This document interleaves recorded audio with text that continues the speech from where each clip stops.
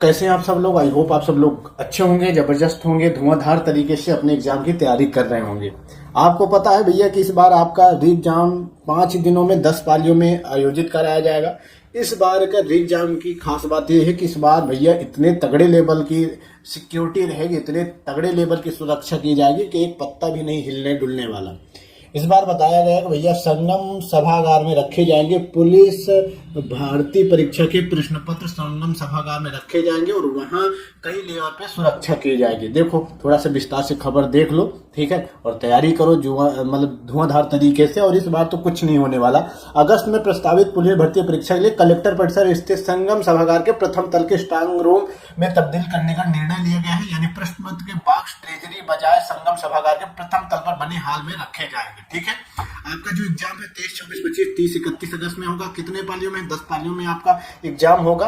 ठीक है, उसके बाद बताई गई है कि भैया इस भर्ती परीक्षा के केंद्रों के साथ बुकलेट रखने के लिए स्ट्रांग रूम बनाने और सुरक्षा की चुनौती भी खड़ी हो गई है। शासन की नई गाइडलाइन के अनुसार बुकलेट 3 स्तरीय सुरक्षा वाले डिजिटल लॉक से युक्त बॉक्स में रखे जाएंगे। इसके अलावा स्ट्रांग रूम की कड़ी सुरक्षा होगी। ठीक है, ऐसे में प्रशासन बड़े लेवल के इसके एग्जाम की मतलब तैयारी में लगा है, सिक्योरिटी में लगा है। और देखो यहाँ पर आप लोग अभी तक सुनते होंगे कि प्राइम मिनिस्टर और मुख्यमंत्री बड़े बड़े जो नेता हैं उनकी कई लेयर में सुरक्षा होती थी, लेकिन अब भैया आपके जो पेपर हैं यानी जो आपकी प्रश्न पत्र है उसकी कई लेयर में सुरक्षा के इंतजाम किए गए हैं। प्रशासन की ओर से मानक के अनुसार सुरक्षा व्यवस्था के भी दावे किए गए हैं। स्ट्रांग रूम की 5 स्तरीय सुरक्षा की व्यवस्था होगी। जहां पर आपके प्रश्न पत्र होंगे उसके 5 लेयर में आपकी सुरक्षा की जाएगी कि भैया एक लेयर में अगर गड़बड़ी होती है तो दूसरे लेयर में पकड़ा जाए, दूसरे में होती तो तीसरे में, मतलब कि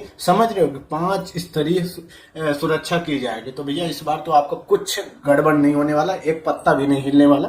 फिलहाल चलो खबरें तो बहुत बड़ी बड़ी आ रही हैं। नया इन्होंने नियम भी निकाल रखा है। नया इन्होंने ये भी बताया कि भैया कोई गड़बड़ी घोटाला करता है तो सीधा उसके ऊपर 1 करोड़ का केस ठोका जाएगा, गैंगस्टर की एक्ट के तहत कार्रवाई की जाएगी और आजीवन कारावास होगा। अब देखो सभी भर्तियों पे धीरे धीरे लागू कर रहे हैं, इस पे भी लागू हो गया है। अब ये देखने वाली बात होगी कि भैया जो री एग्जाम हो रहा है उसमें क्या गड़बड़ होती है या नहीं होती। देखो ये भी बताया इस बार परीक्षा केंद्रों में भी ये बड़ा फेरबदल किया कि विश्वविद्यालय MNNIT समेत 56 केंद्रों पर होगी परीक्षा। पुलिस भर्ती परीक्षा इलाहाबाद विश्वविद्यालय तथा MNIT समेत कुल 56 केंद्रों पर कराने की तैयारी है। इस बाबत केंद्रों की अंतिम सूची की तैयारी की जा रही है। प्रयागराज में कुल 2,78,976 अभ्यर्थी पंजीकृत है। फरवरी में हुई परीक्षा के दौरान 126 केंद्र बनाए गए थे। परीक्षा भी 4 पालियों में हुई थी।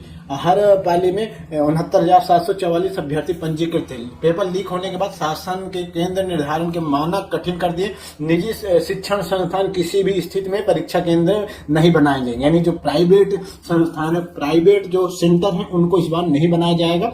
सिर्फ और सिर्फ सरकारी और जिस पर कोई भी किसी भी तरह का आरोप नहीं लगा, सिर्फ और सिर्फ इस बार उन संस्थानों में आपका एग्जाम कराया जाएगा। ऐसे में बड़ी संख्या में अभ्यर्थी के लिए परीक्षा केंद्र का निर्धारण प्रशासन के लिए एक बड़ी चुनौती हुआ है।